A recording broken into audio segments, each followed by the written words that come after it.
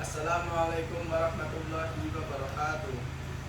Perkenalkan, kami dari kelompok 5 ingin mewawancarai Ketua Hima Hukum untuk memenuhi tugas psikologi sosial yang diampu oleh Bapak Alfa. Nah, sebelumnya izinkan kami memperkenalkan diri terlebih dahulu. Perkenalkan, nama saya Muhammad Rizky dengan NIM 2430800036. Perkenalkan, saya Siti Nur Farahima, NIM 24308040. Perkenalkan, nama saya Sheila Abdulliana Maulani dengan NIM 2430800037. Perkenalkan, nama saya Karani Hafizah dengan NIM 24308039. Perkenalkan, nama saya Nabila Brilian Ningsih dengan NIM 24308038. Selanjutnya, untuk narasumber bisa memperkenalkan diri terlebih dahulu. Perkenalkan, nama saya Fatwa Sadam Mereka Haritang dari program studi hukum semester 6. Saya di sini selaku ketua Hima Hukum. Apakah tujuan adanya lebih tepatnya dibentuknya Hima Hukum ini untuk apa? Nah, kalau untuk secara umum, Hima Hukum itu dibentuk untuk menampung seluruh aspirasi dari mahasiswa hukum. Dari misalnya permasalahan, keluhan, terus misalnya kalau ingin mengajukan lomba-lomba, kalau ke kampus kesulitan bisa melalui Hima dulu. Gitu. Bagaimana cara membangun komunikasi sebagai ketua himpunan dan bagaimana cara mempertahankan komunikasi tersebut? Oke, kalau untuk cara membangun komunikasinya, saya tidak mungkin ya bisa akrab dengan keseluruhan anggotanya, tapi saya bisa memegang orang-orang yang dominan dalam circle-circle dari teman-teman. Memang dalam organisasi harusnya sih nggak boleh circle-circlean ya, kan ada sini pisah-pisah gitu.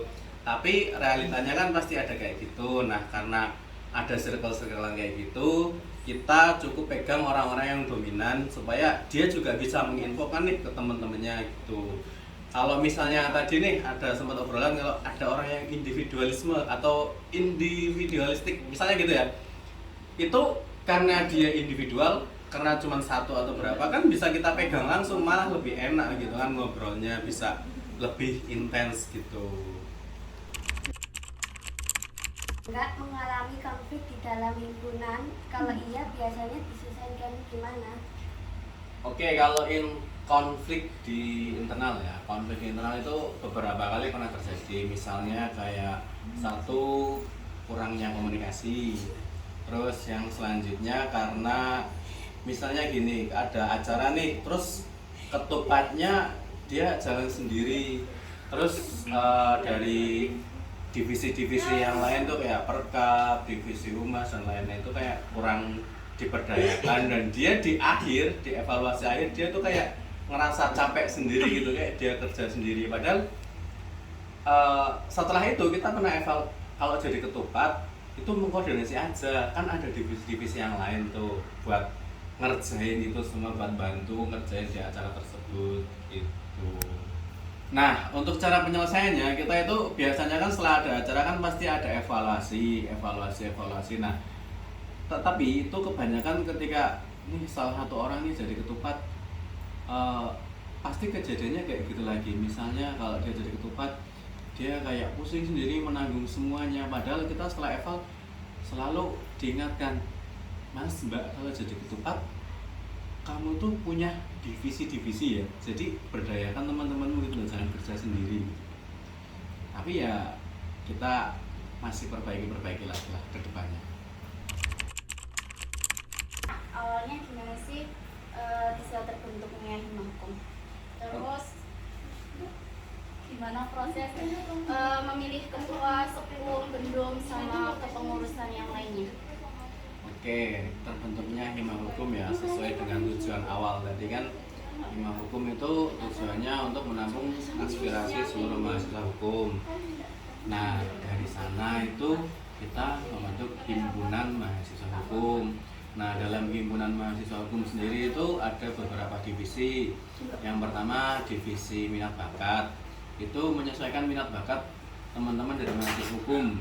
Kalau yang sudah itu biasanya diarahkan ke menulis entah artikel, entah jurnal dan yang lainnya. Terus ada divisi yang kedua, divisi SDM, sumber daya mahasiswa, yaitu di situ itu untuk meningkatkan kapabilitas mahasiswa hukum. Terus yang ketiga ada Kominfo. Kominfo itu sama aja kayak publikasi ya, untuk sosmed dan lain-lain, intinya untuk pemberitaan. Terus yang selanjutnya ada Humas, yaitu hubungan antar mahasiswa kayak gitulah. Nah itu bisa internal di dalam kampus atau bisa eksternal luar kampus, menyesuaikan. Untuk selanjutnya ada divisi advokasma, yaitu advokasi kesejahteraan mahasiswa. Di sini bisa mengadvokasi mahasiswa hukum pada khususnya dan seluruh mahasiswa di UMB pada umumnya, dan kalaupun untuk cakupan yang lebih luas lagi bisa mengadvokasi